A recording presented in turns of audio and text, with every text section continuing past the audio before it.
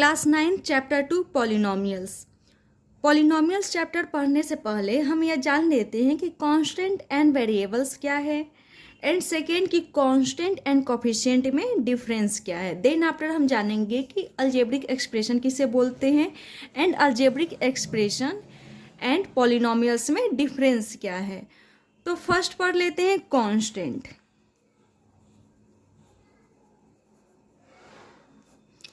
तो जितने भी न्यूमेरिकल्स वैल्यू होते हैं उन सभी को हम कांस्टेंट बोलते हैं, या हम बोल सकते हैं कि हमारे नंबर सिस्टम में जितने भी नंबर्स हैं वे सभी कांस्टेंट है। बिकॉज जब हम उन्हें नंबर्स लाइन पे रिप्रेजेंट करते हैं तो क्या पाते हैं कि उन सभी नंबर्स का अपना एक यूनिक रिप्रेजेंटेशन है।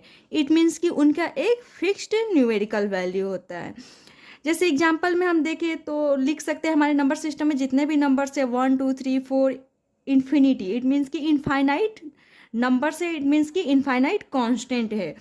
और एग्जाम्पल्स में लिख सकते हैं हम 9 -6 4/7 √2 पाई एंड etc। ये सारे क्या है, कांस्टेंट है, बिकॉज इन सभी का एक फिक्स्ड न्यूमेरिकल वैल्यू होता है। या हम यह भी बोल सकते हैं कि a symbol which have a fixed numerical value is called a constant.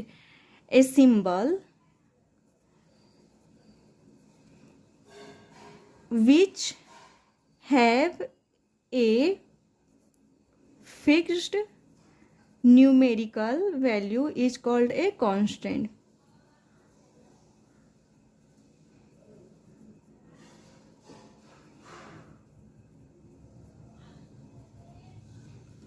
तो हमारे नंबर सिस्टम में जितने भी नंबर्स है वे सारे कांस्टेंट है।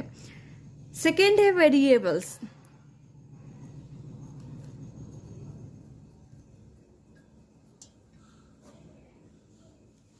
हमारे इंग्लिश अल्फ़ाबेट्स में जितने भी लेटर्स है जनरली हम उनका यूज किसी भी अननोन नंबर्स को रिप्रेजेंट करने के लिए करते हैं।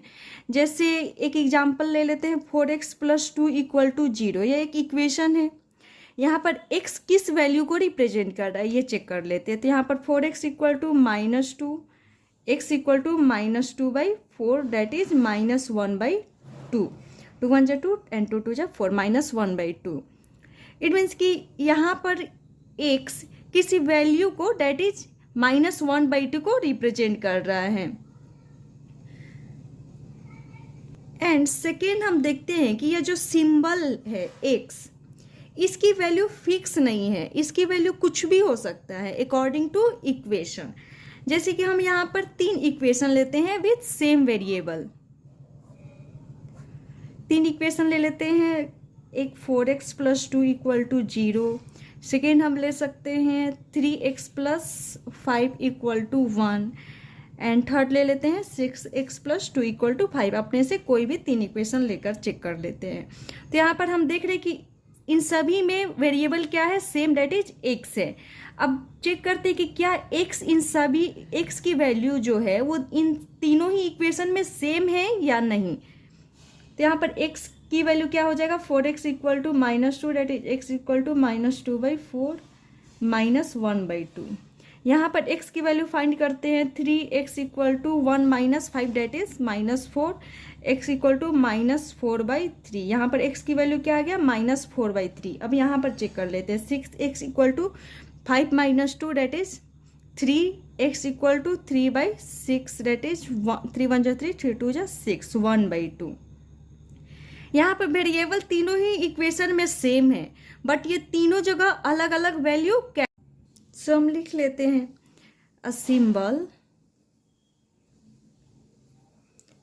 which may assigned different numerical value